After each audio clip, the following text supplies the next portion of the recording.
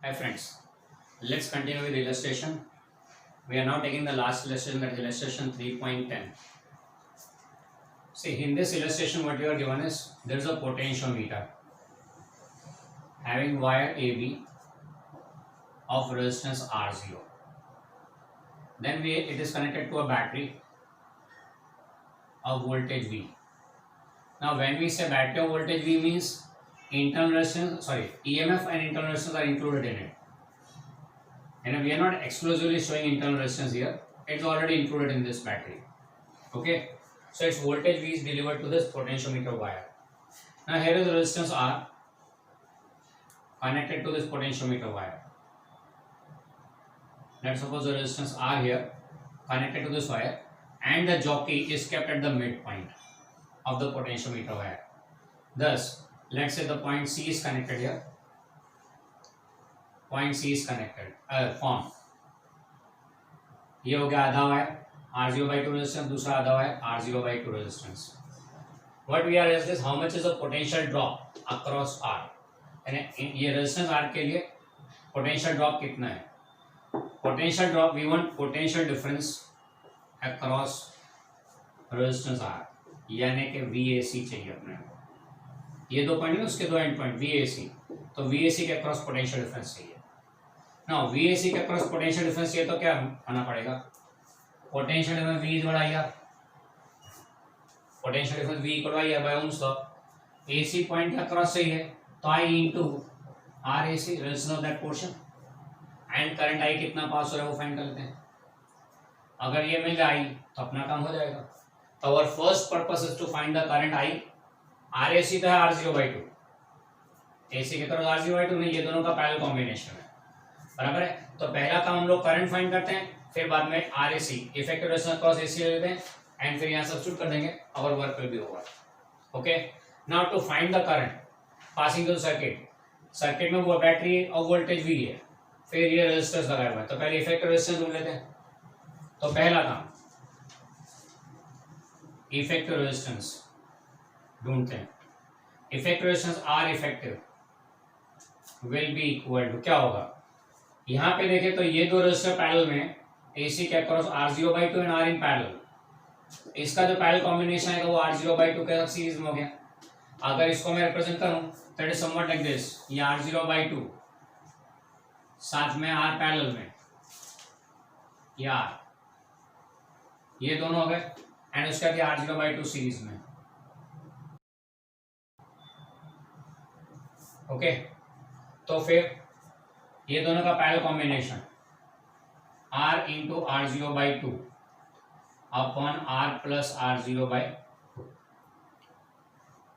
Plus R0/2, ये effect हो गया. इन दोनों का पैरेलल साथ में ये, इसको सिंप्लीफाई करते हैं तो दिस विल बी R0/2. अब यहाँ पे एलसीएम ले लिया 2 और वो by 2 दोनों उड़ गए, तो what you get is 2R plus R0 plus R0/2. अब इसको सिंप्लीफाई करें तो नीचे एलसीएम ले लेते हैं, 2 इंटू 2R प्लस R0. इन दोनों को मल्टीप्लाई करें तो ये क्रॉस मल्टीप्लाई देंगे, तो twice R0 plus R0 into twice R plus R0. Simple form ले तो क्या आएगा? ये 2R/R0 2R/R0 यानी 4R/R0 हो गया. 4 times R/R0 plus R0 square upon नीचे 2 into 2R plus R0. Okay, ये इफेक्टिव रेजिस्टेंस आ गया. अब करंट देखते हैं.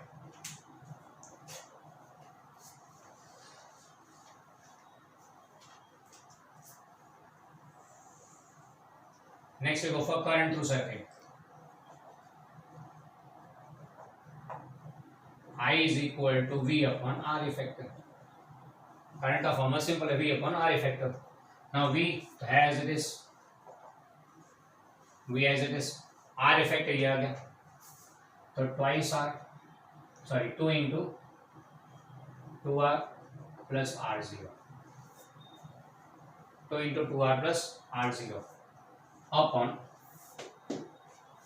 4R/R0 plus R0 square. ये हो गया करंट। फिर next we want potential difference, potential difference across AC, यानी अक्रॉस आर बोल देते हैं, that is equal to V R is equal to V A C and that is I into R A सी।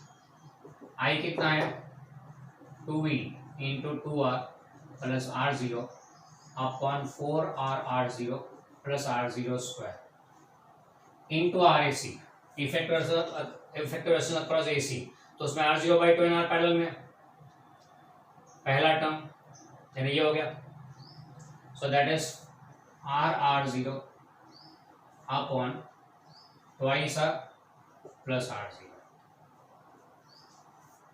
ये R A C रख दिया, across A C effective resistance r0/2 into are.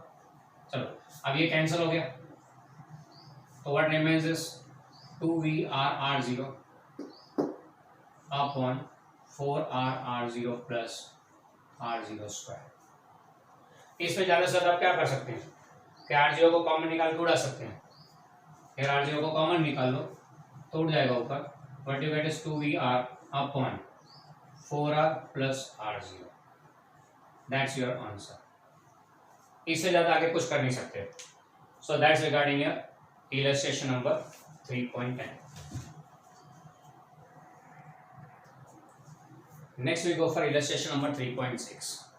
Now 3.6 में क्या दिया हुआ है, there is a cube made of 12 wires, cube made of 12 wires. अब तुम बोलोगे इसमें 12 वायर कहाँ पे हैं, तो ध्यान देना, नीचे 1 2 3 और 4 A B B C C D and D A, 4 wires at the bottom, 4 wires on the top, E F F G G H અને एच ई, 4 और 4 8 हुए, and 4 vertical A B F D H and G C, तो total 12 wire से बना हुआ ये cube है। इसमें हर एक वायर का रेजिस्टेंस आपको दिया R इक्वल टू 1 हो, बराबर है। अब हमें फाइंड करना है इसका इफेक्टिव रेजिस्टेंस इस क्यूब का, we need to find the effective resistance of this cube across diagonally opposite points. अब क्यूब का डायगोनल लेना है, याद रखें क्यूब का diagonal, diagonally opposite points of the cube.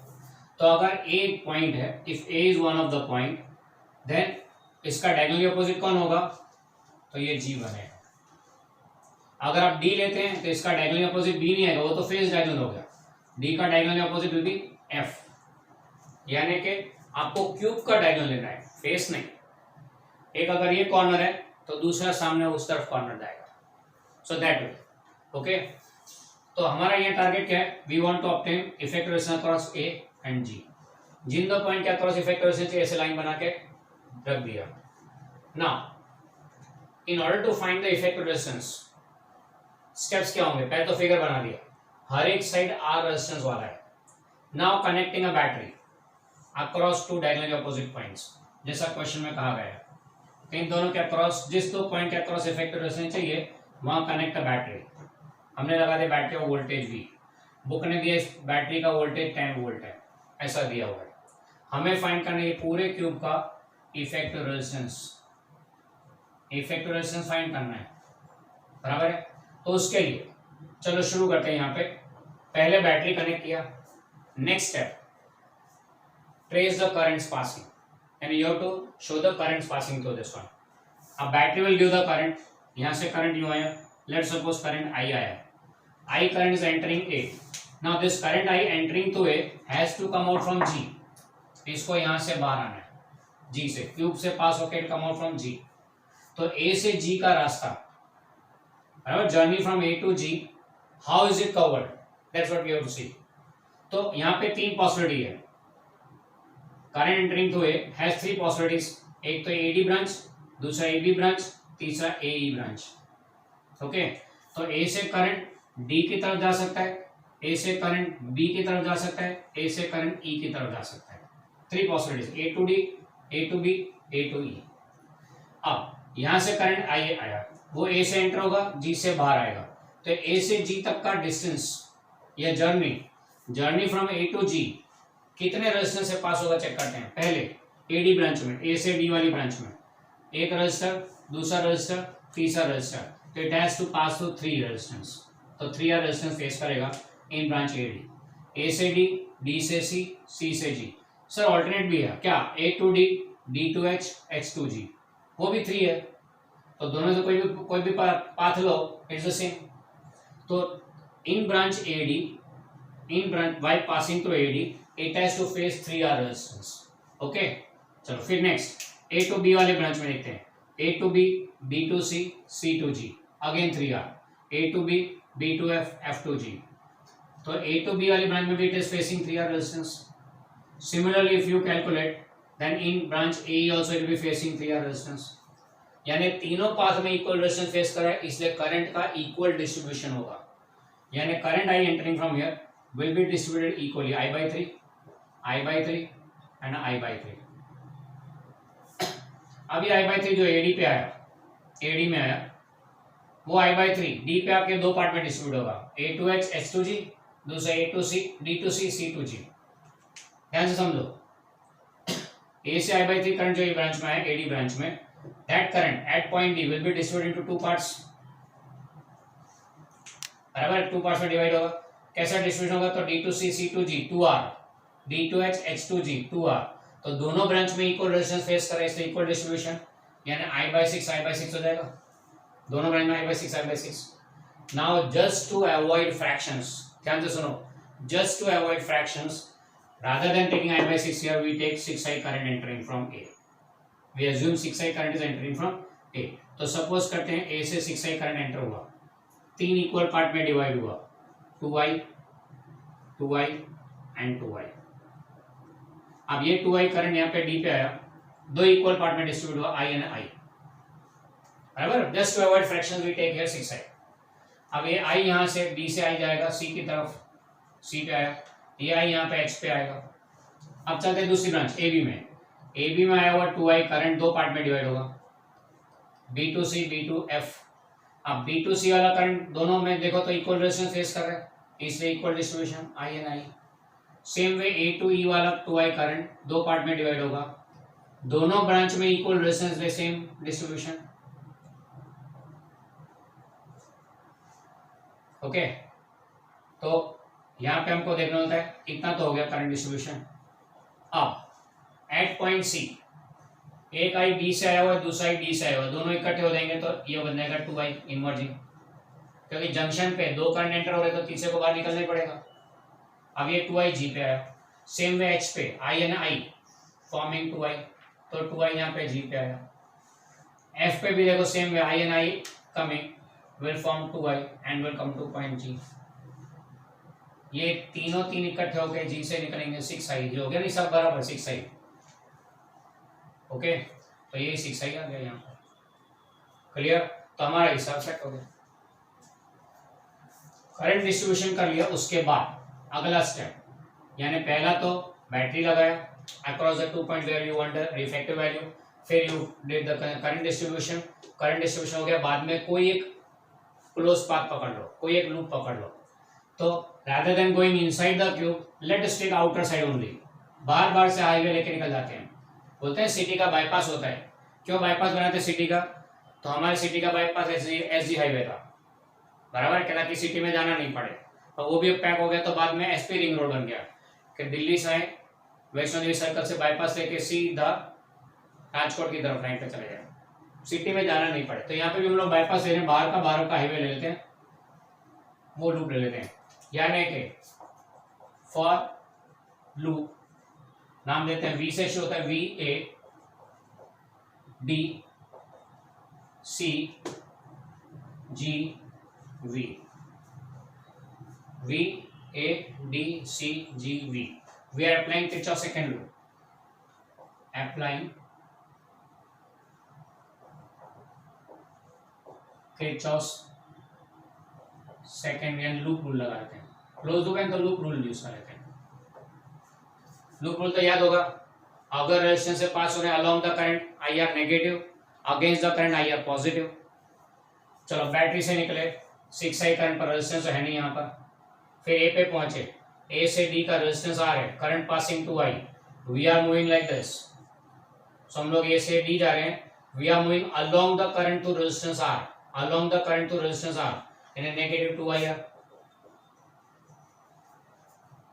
फिर D से C, along the current through resistance R, B से C माइनस आई आर, फिर C से G, इसका भी रेजिस्टेंस R है, इस ब्रांच का भी रेजिस्टेंस R है, तो along the current through resistance R negative 2 I R, G पे है, फिर घूम के यहाँ पे बैटरी पे आ गए, बैटरी में नेगेटिव से पॉजिटिव जा रहे हैं। सर ये 6 करंट का क्या करें? Here there is no resistance, this is simply wire, circuit wire, इससे नो रेजिस्टेंस। बैटरी में है तो बैटरी में नेगेटिव से पॉजिटिव जा रहे हैं, negative positive means increase in potential, negative से पॉजिटिव में इंक्रीज इन पोटेंशियल, तो V हो गया प्लस V इक्वल टू 0। आ गए आपका सेट, तो इसको सिंप्लीफाई करता हो V इक्वल टू 5 हो गया, इक्वेशन 1। किसी एक लूप पे किरचॉफ सेकंड रूल लगा दिया, कोई भी एक रूल, अंदर का भी लूप ले, कोई प्रॉब्लम नहीं है, पर प्रॉब्लम अंदर भीड़ भाड़ ज्यादा है, इससे तुम फंस जाओगे, तो better is good for outer loop. Okay, फिर in place of entire cube between A and G, in place of entire cube between A and G, A and G point के बीच में, let us suppose a resistance R dash such that with the same battery V it generates 6I current। मतलब क्या हुआ, पूरे loop की जगह resistance R dash ले लिया, तो सेम बैटरी से जनरेट से सेम करंट, यानी पूरा लूप ले लो या R डैश ले लो, बात एक ही है। That means R dash becomes equivalent resistance across AG, R dash is equivalent resistance across A and G। अब यहाँ तो सिंपली लूप ओम्स लॉ लग जाएगा, सिंपल सर्किट है इसकी, so by ohms law what we get is V equal to 6I R dash, equation number 2। Okay, पूरे loop की जगह तो R डैश इस लूप का इक्वल रेजिस्टेंस हो गया, वो तो हमें ढूंढना है। अब comparing 1 and 2 what you get is 6I R dash is equal to 5I R, सो R dash will be equal, I तो कैंसिल हो गया, 5/6 into R, ये इफेक्टिव रेजिस्टेंस का फॉर्मूला आ गया। अब R का वैल्यू 1 ओम दिया है, तो this will become for this particular topic sum it is 5/6 ohm, क्योंकि R इज इक्वल टू 1 दिया होगा। इन जनरल फॉर्मूला याद रखो, तो साइड का अगर रेजिस्टेंस R है, क्योंकि वायर ईच वायर का रेजिस्टेंस R है, तो इफेक्ट इसका हो जाएगा 5/6 R। Here you are given R equal to 1 ohm, इसलिए 5/6 ओम। मैंने नोट्स में यहाँ तक ही दिया हुआ है, फिर R इक्वल टू 1 ले लो and get the effective value, बराबर है, नोट्स में इतना ऐड कर देना साथ में, ये हुआ। अब दूसरा क्वेश्चन में ये भी पूछा है कि find current to different branches, तो यहाँ देखे तो कितने कौन से करंट पास हो ब्रांचेस है, 2I and I, अलग अलग ब्रांच में देखो तो 2I and I वही करंट पास हो रहे हैं, तो पहले यहाँ 6I ढूंढ लेते क्या है, तो V equal to 6I R dash by this formula. Now V कितना दिया है आपको, 10 वोल्ट दिया हुआ है, 6I into R dash is 5/6, तो ये हो गया 5I इक्वल टू 10, तो I इक्वल टू 2 एम्पियर हुआ।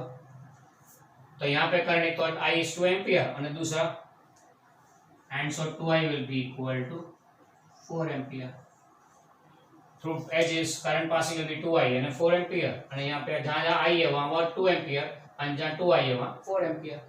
ये करंट की वैल्यूज हो गई। ये पार्ट भी मैंने नहीं रखा है नोट्स में, please do add this part. Okay, ये हो गया 3.6।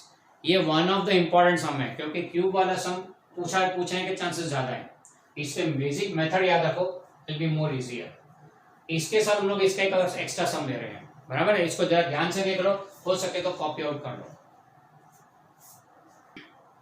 सो friends, let's continue with another sum. 3.6 में जो क्यूब का सम किया उसका एक्स्ट्रा एक और वेरिएशन, उसमें क्या सम था, उसमें था we have to obtain effective resistance across diagonally opposite points of the cube. Cube के डायगोनली ऑपोजिट पॉइंट्स यानी ए लिया था तो सामने जी आया था, इन दोनों के across we took the effective resistance. Now we are changing it, now we are taking effective resistance across mid points of diagonally opposite sides, mid points of diagonally opposite sides. पहली बात तो डायगोनली ऑपोजिट साइड मतलब क्या, तो अगर cube का ये एक साइड है तो इसका डायगोनली ऑपोजिट होगी क्यूब का डायगोनल ऑपोजिट साइड, ये वाला हो गया। ओके, अगर एक ये डायगोनल है तो दूसरा ये वाला हो जाएगा, इन दोनों का मिड पॉइंट लेना है। यानी यहाँ पे फिगर में एक EF अगर एक डायगोनल है, एक साइड है, इसका mid point let's say J, और इसका diagonally opposite side will be yes DC, उसका मिड पॉइंट के, यानी EF का diagonally opposite side is CD, दोनों के मिड पॉइंट के across we want the effective resistance. तो J यानी K के अक्रॉस इफेक्टिव रेजिस्टेंस चाहिए तो क्या करने का, पहला step connect a battery across the two, let's say battery का वोल्टेज भी है, okay, connecting a battery of voltage V across J and K। दूसरा स्टेप करंट डायरेक्शन फिक्स करें, तो V से करंट निकलेगा, J से एंटर होगा, cube के अंदर करंट एंटर होगा J से, in the cube current enters through point J and emerges from K, ये बात याद रखनी है, current entering from J emerging from K। तो while moving from J to K, cube के अंदर करंट ने कितना रेजिस्टेंस फेस किया वो ढूंढते हैं। चलो J से शुरू करते हैं, J से दो रास्ते हैं, E की तरफ और F की तरफ, there are two possibilities, J to E, J to F। चलो J से E की तरफ देखें तो, J से E की तरफ देखें तो कितना रेजिस्टेंस फेस कर रहे हैं, यहाँ पे आधा वायर, आधा साइड, मतलब हाफ रेजिस्टेंस, हाफ, फिर 1, फिर 2 and again half, half and half 1 हो गया, और 2 और, तो 3 आर रेजिस्टेंस फेस्ड, बराबर है। फिर दूसरा अल्टरनेट हाफ 1 2 एंड हाफ, वो भी 3 आर है, तो J से E की तरफ it will be facing 3 R. Alternate path हो तो चेक कर लेने का, अगर अलग होगा तो फिर थोड़ी तकलीफें होगी। यहाँ पे सिमेट्रिकल है तो same 3 R on this side, तो उस तरफ J से F की तरफ देखो तो कितना रेजिस्टेंस आता है, J से F की तरफ coming out till K, how much is the resistance faced, trace करो, आधा, एक एंड आधा, तो टोटल 3 आर। तो ये J टू F वाली ब्रांच में भी 3 आर रेजिस्टेंस फेस्ड, दोनों ब्रांच में इक्वल रेजिस्टेंस फेस कर रहा है, इससे इक्वल करंट डिस्ट्रीब्यूशन होगा।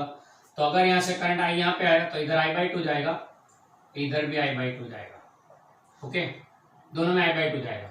अब ये I/2 जो E पे आया, J से E की तरफ जो I/2 है वो फिर 2 पार्ट में डिवाइड होगा, चेक करें दोनों पार्ट में रेजिस्टेंस, 1 2 और आधा, 2 एंड हाफ, 1 2 एंड हाफ, दोनों में इक्वल, तो फिर डिवाइड बाई 2, तो I/4 just to avoid fraction यहाँ 4i ले लेते हैं, जस्ट टू अवॉइड फ्रैक्शन यहाँ 4i ले लिया, तो ये 2i हो गया, एंड यहाँ पे भी 2i हो गया।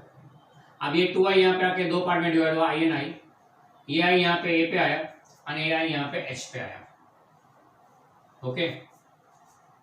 फिर यहाँ से जो 2i F की तरफ चला था वो भी 2 पार्ट में डिवाइड हुआ, I which reaches to point G, यहाँ I which reaches to point B।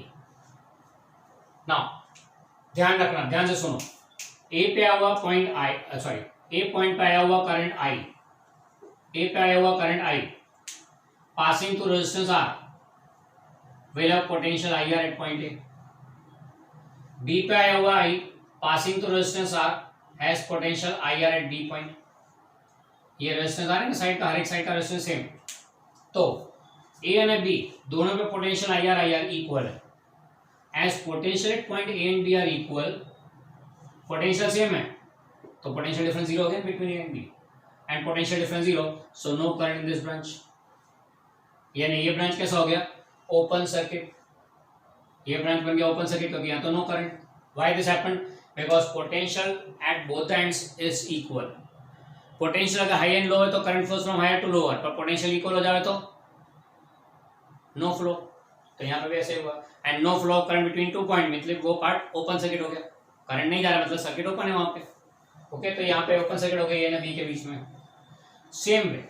अच्छा, अब इसके कारण क्या होगा, ए पे आया हुआ करंट I 2 पार्ट में डिवाइड होना था, एक ये बाजू एक ये बाजू, पर ये बाजू तो करंट 0 है, through towards B current is 0, तो सारा का सारा current I passes two point D, यहाँ से सीधा U पास होगा, तो ये ब्रांच में कोई करंट जाएगा नहीं।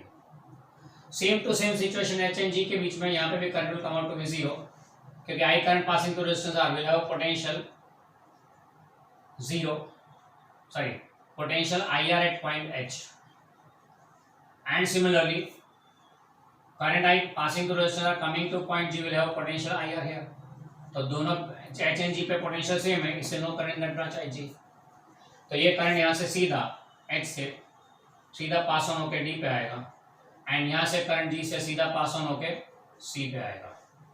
D पे दोनों करंट इकट्ठे होके 2I बनाएंगे, सी पे दोनों करंट इकट्ठे होकर 2i बनाएंगे, यहाँ से आएगा ना, इधर से भी स्टेट वाइज पासिंग, तो सी पे दोनों करंट इकट्ठे होके 2i बनाएंगे।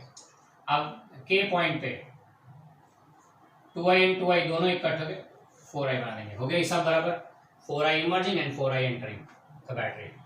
क्लियर? इसे करंट डिस्ट्रीब्यूशन कर लेने का। एक बार करंट डिस्ट्रीब्यूशन हो जाएगा फिर it will be easier for you. Okay, अब सेम वही जो किया था आगे, अप्लाइंग किरचॉफ्स लूप रूल। किसको? टू लूप, बार बार से लेते ना, V से J, J से E, two loop V J E A D K A D K V, बार बार से लेते ताकि वहां गड़बड़ नहीं होगा। ओके, V से चले J पर आए, करंट 4i पर no resistance this circuit wire, कुछ नहीं है। अब J से चलते हैं E की तरफ, we are moving along the current 2i through resistance आधा, तो -2i इंटू रेजिस्टेंस आधा वायर है ना, इसलिए। फिर E से A की तरफ along the current to resistance R -IR, फिर A से D की तरफ passing to resistance R along the current -IR, फिर D से K की तरफ again along the current to resistance आधा, तो -2i इंटू रेजिस्टेंस आधा। फिर coming to battery, negative positive, increase in potential plus V equal to 0। अगर हिसाब करें तो ये IR हो गया, IR, so V is equal to 4IR आ जाएगा, इक्वेशन 1। फिर वही trick, replacing the entire cube between point J and K, J and K के बीच में रेजिस्टेंस R' लगा such that with the same battery it generates the same current 4i, with same battery generates same current। यानी पूरे loop को निकाल के उसकी जगह खाली R' लगा दिया between J and K, such that same battery same current direct, मतलब ये हो गया कि R' is equal to this Q, so therefore we say R' is equivalent resistance across J and K।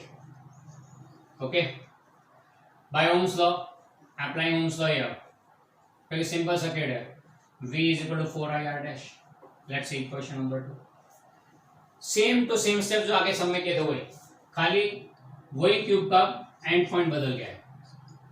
Equating 1 and 2, what you get is 4IR' is equal to 4IR, तो therefore R' is equal to पूरे cube का effective resistance कितना आ रहा है?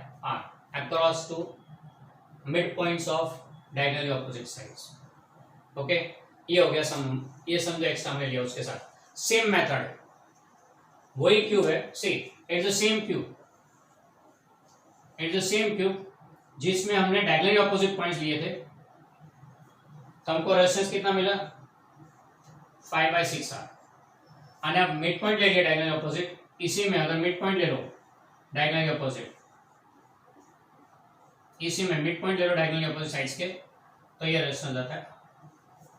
Okay, ये इसलिए याद कर रहा हूं क्योंकि अगर जब आप JEE के एग्जाम लिख रहे हैं, नीट के एग्जाम लिख रहे हैं, उसमें क्यूब वाला सम आया तो ये आप रेडीमेड ले सकते हैं डायरेक्टली। अपने टेस्ट में बोर्ड के एग्जाम में अगर आए तो you have to solve the entire thing, but in entire exam you need not show the solutions. Even अपने पेपर में भी MCQ में अगर ये आ गया तो you can directly use this formula. इसी में एक और वेरिएशन भी अगर आप करना चाहें तो I leave it on you, if you want to do it then go ahead. ये वही क्यूब है फिर से एक बार, पर अब क्या करने का, क्यूब की एक साइड मिसिंग है, so it's a cube made of 11 wires, one side is missing, तो जो मिसिंग साइड है उसके एंड पॉइंट्स के across find the effective resistance. बराबर है, एक साइड मिसिंग कर दो एंड यहां फाइंड करो इफेक्टिव रेजिस्टेंस क्या है, एक ही है। और उससे भी एक स्टेप, दिमाग की अगर नसें फट नहीं हो तो एक और, ये वायर भी प्रेजेंट है, कोई एक साइड के अक्रॉस इफेक्टिव रेजिस्टेंस कितना आएगा क्यूब का। Go ahead, the game is yours।